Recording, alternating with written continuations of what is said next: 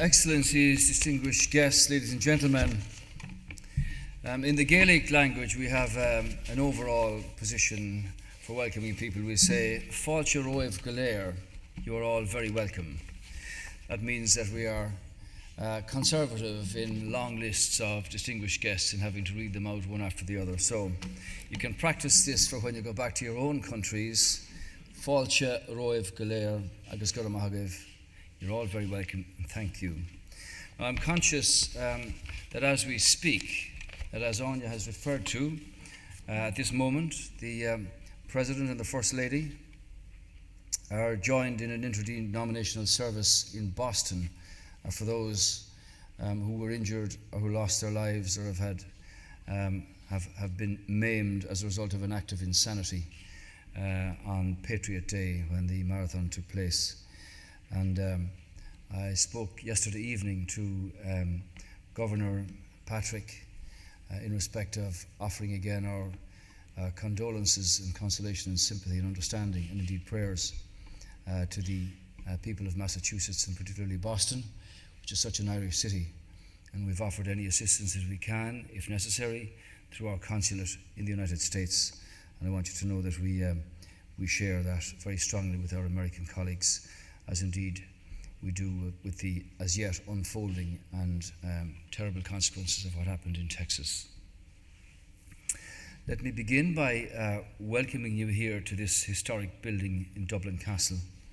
For generations, some of the most significant events in this nation's history have unfolded here in this castle. In fact, it was here at the early years of the last century that the symbolic handing over of power from the British Empire to a fledgling state in its independence took place outside the main entrance that you walked in here. And in recent decades, this building has been the occasion and witness to many significant moments in this country's evolution since our membership of the European Union and issues that have happened since. It's a Guramagat Fáilte roimh Vera. You wear the chain well, sir. And it's also the location for the inauguration of the Presidents of Ireland in the main hall up here. Indeed, it's also the venue where the Queen of England, Queen Elizabeth, who spoke so stirringly here when she came on her visit last year in 2011, speaking of the first visit by a reigning monarch to Ireland in over a century, which, as she said, was symbolic in so many ways, but was real in the sense of closing a circle of history. So it's also been a venue that's important for us in the context of the European Union and our membership of it. We hope that the next chapter that will unfold in transatlantic relations can be assisted by the work that's conducted here. Since I had the opportunity to address the Embassy Conference last year, both the European Union and the United States have endured continuing economic challenges. Here in Ireland, we have had to deal with a number of very difficult circumstances and have worked hard to bring about a new sense of stability to our national situation, and using this hard-won stability as a base to encourage future growth and job creation. And using that experience as a template that could be beneficial to Europe, we identified our presidency priorities as stability, jobs and growth, those three pillars. And having worked hard to bring about a new sense of relative stability, it might be easy to fall into the trap of easing off of the necessary plans to grow our economies. There is no time for any complacency, and now is the time to make the big changes that will lead to new opportunities for our people. And at a time when we continue to experience unacceptably high levels of unemployment and weak economic growth, the priorities of jobs and growth remain both central and vital. They are absolutely essential to securing the social and economic well-being both of Europe and of the United States. And that is why the Irish presidency has put such a focus on the historic trade agreement between the United States and Europe. Now, many of you gathered here today will be key participants in shaping the agreement that everybody looks forward to with a sense of excitement and a sense of eagerness. This is a time for leadership. This is a time for conviction. It's a time for vision, and it's a time for courage. The benefits of the EU-US trade agreement will drive new enterprise, create more jobs, and solidify the EU-US relationship as the economic engine of the world. It will also have the potential to set down global conditions for trade and trading relationships. And as you all know, we are already starting from a very strong base. The EU and the US already enjoy the most integrated economic relationships in the world. Together, our economies account for almost 50% of the world's GDP and contribute to almost a third of global trade flows. The transatlantic economy generates $5 trillion in total commercial sales a year and employs up to 15 million workers.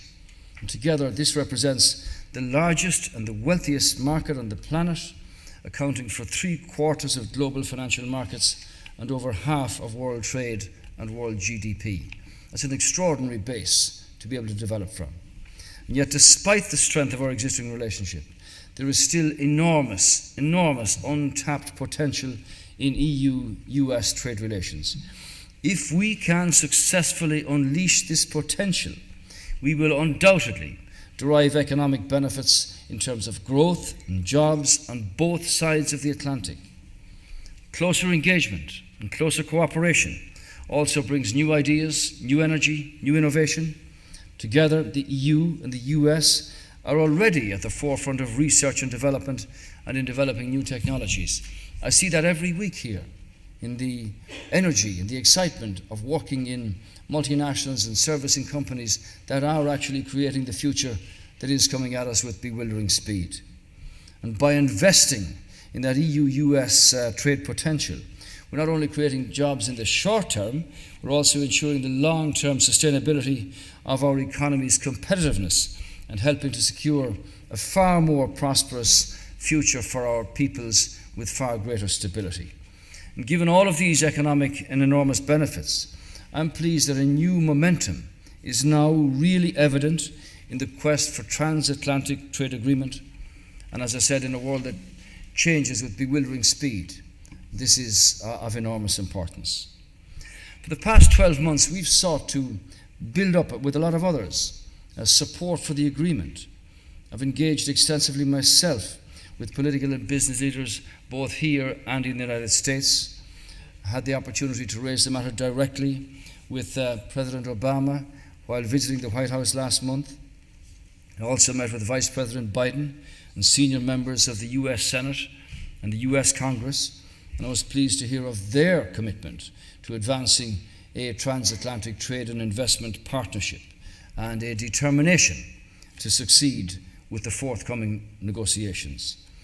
This country has always recognized the great potential in developing further trade links with the US. And since being elected to office here, I've prioritized developing these links, and I've personally visited 11 US cities to help foster new trade and new opportunities. And even in the few short months since this country assumed the EU presidency, events have evolved and have moved forward rapidly. We now have clear political consensus, both in Europe and the US, about the benefits of a trade agreement and the imperative of ensuring successful conclusion to the negotiations. Both sides have now started internal procedures that will lead to the formal launch of negotiations at the earliest opportunity. Here in Europe, the draft mandate from the EU Commission was approved by the College of Commissioners, Commissioner here present, and transmitted to the European Council on the 12th of March. I met with the US Chamber of Commerce in government buildings this morning. I'm encouraged to hear that there has been further progress in Dublin here in the past 2 days. I understand that there's broad support throughout the member states to agree to seek a mandate at the Trade Council on the 14th of June, and it remains our presidency's very strong intention to do so. This means that that the first round of negotiations could commence as early as July. But it's important to understand that if you open negotiations on a mandate, to understand what it is that you want from them and what it is that can actually be achieved, because the scale and the spectrum is exceptionally broad. So we shouldn't lose sight in all of the political activity of the ultimate goal of such an agreement. What is it about? And it's about creating new jobs for our people on both sides of the Atlantic. And this government that I lead and have the honour to lead was voted into office with a straightforward task to sort out the economic problems that we have here, to get our country moving again. 2 years ago, our economy was in free fall. 250,000 jobs had been lost. Unemployment was soaring. Public finances out of control. Banks on the brink of collapse. Country blocked out of the international bond markets and had suffered the ignominy of an EU IMF bailout. Our international reputation was in shreds. We set out a plan for economic recovery and have been working with the people on that plan ever since. It's working. Confidence is returning. Investment is growing. Just a while ago, we had another bond sale of 500 million, short-term money, at 0.195%, which is the lowest ever. It's important. It's a signal of confidence. We understand acutely just how far we have to go and the scale of challenges that we face up front. Our economy has returned to modest growth for the first time in 3 years, and that's 3 years running, which is an important signal. Private sector employment levels have grown by an average of 1,000 per month over the last 15 months, and unemployment has begun to fall. Admittedly, we have to deal with the consistent spectre of young people emigrating. There is, however, light at the end of this tunnel. And while the first 2 years of the government's plan prioritised building stability, the focus of the plan now has to look and concentrate on a number of key areas, like continuing to make decisions to bring our national finances under control, working out a legacy, a distressing legacy of personal and mortgage debt, creating badly needed jobs for our people, and continuing to implement long overdue changes to our public services and to our political system. Restoring Ireland's reputation for responsible financial management is at the heart of the plan to get Ireland working again. It is quite critical, obviously, for job creation and for investment. Now, over 9 separate Troika analyses, we've implemented every single condition of the IMF EU programme and implemented them in full. The correction of the public finances is on track. The reduction of the deficit is on target. Over 80% of the fiscal consolidation is complete, and we will ensure that our borrowing falls below the 3% of GDP by 2015. Long-term sustainability depends upon this. And in order to cut interest rates and to attract more investment, we renegotiated the bailout agreement to reduce its cost.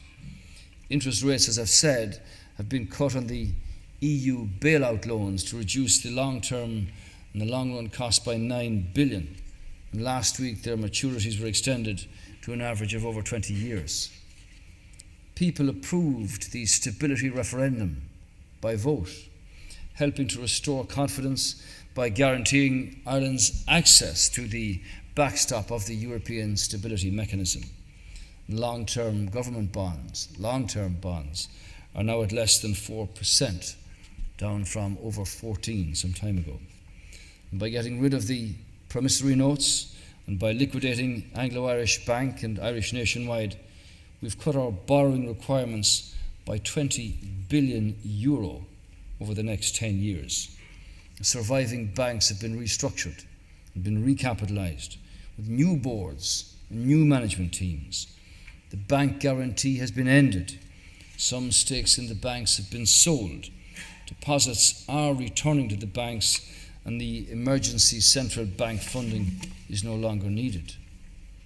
The mortgage and the personal debt crisis has been one of the most socially and economically painful issues bequeathed to the country by a debt-fueled property boom and bust under previous times.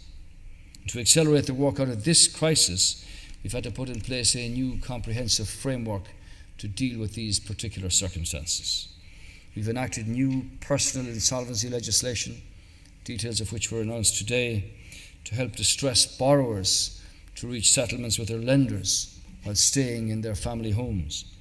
And banks that have not put in place sustainable solutions for families in long-term mortgage arrears by the end of next year will face serious financial sanctions. The consequence of implementing this plan is that we are now on course to exit the EU-IMF programme by the end of this year, while sticking clearly to a plan of reducing borrowing and debt to sustainable levels. But we know we have a long way to go. Financial stability and deficit reduction is but a means to our ultimate end, and that's restoring strong growth to employment and living standards. There are still far too many people without employment, without jobs. The biggest challenge facing this government is to reduce unemployment and get our people back to work. That problem exists right across Europe now. 26 million people unemployed. 26 million. In many countries, in some countries, serious levels of youth unemployment in particular, which is most distressing and indeed carries with it the seeds of serious unrest. My vision for a number of years has been to demonstrate and prove that we make this the best small country in the world in which to do business by 2016. It's important to understand that becoming the best location for business and enterprise is not an end in itself. It's not for the sake of business that this must be done. It's for the sake of the people. It's for them.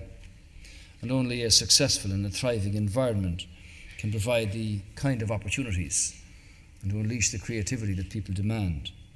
The jobs from a growing economy can support their dreams, fuel their ambitions, and of course, provide for their families. To this end, for American investors in particular, for anybody else interested, we've protected and maintained and will maintain our 12.5% rate of corporate tax, and as a consequence in terms of the success of the Industrial Development Authority and Enterprise Ireland, they both supported companies more this year, last year, than in any year since 2006. We've cut social security taxes on employment and VAT and labour-intensive services.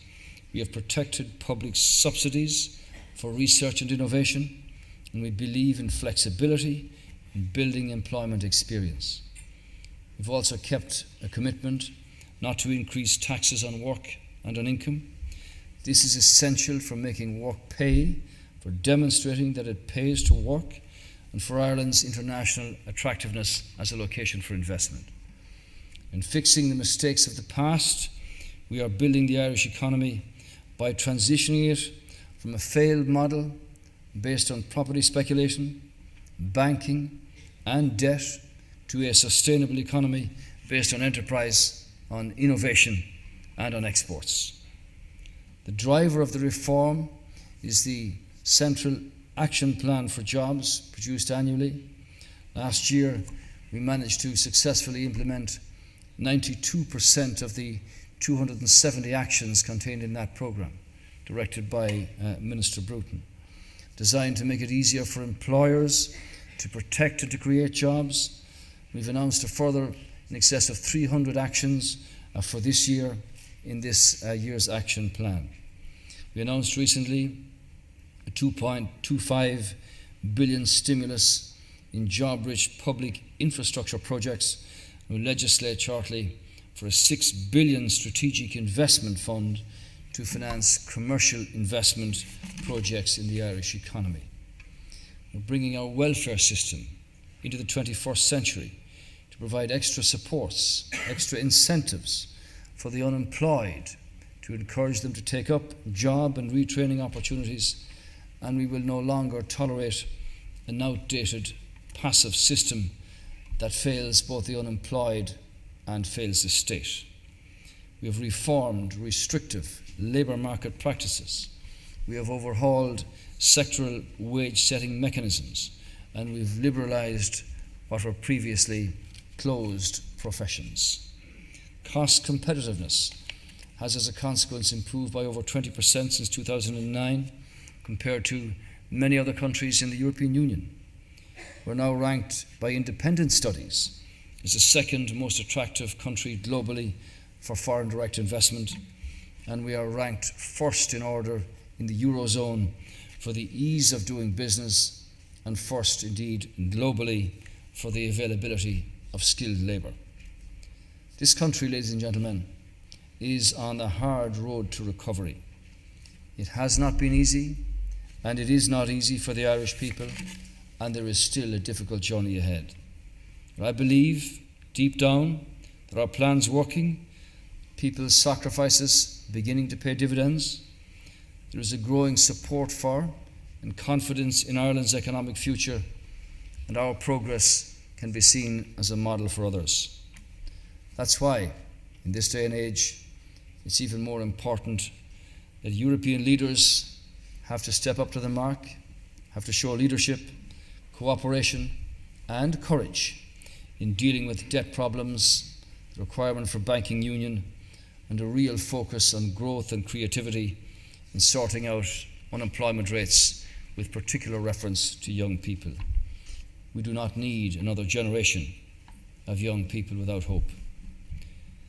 Now is the time, therefore, to make the big changes that are necessary to ensure that economic recovery is both sustainable and long-term. The same is true for Europe and for America. The signing of a free trade agreement between our continents would be a major part in building a more sustainable economy for all our people. And that's to provide the next generation with more jobs and with the promise of fulfilling careers. That is the legacy that we can leave them today by making this agreement a reality. I started by speaking about Boston, the 28th of June 1963. 50 years ago, another Bostonian came to this city and spoke to our Parliament. President Kennedy said that Ireland was an extraordinary country, and he said that Ireland's hour had come, that it had something to offer, and that was peace and freedom to the world of that time. Ireland's hour has come again in the form of the presidency of the European Union, and it's our ambition to have the mandate to create something quite extraordinary in the securing of approval to negotiate the agreement for free trade between the Union and our colleagues in the United States. I believe, and have believed for many years, that this new chapter in the relationship between Europe and America can certainly be the turning point for two extraordinary economies with massive potential. Therefore, this is the time for leadership, for belief, and for conviction. And all of you who have a part to play in this, I ask you to put your shoulders to the wheel so that we can turn that wheel in the interests of two continents and 700 million people. Thank you very much.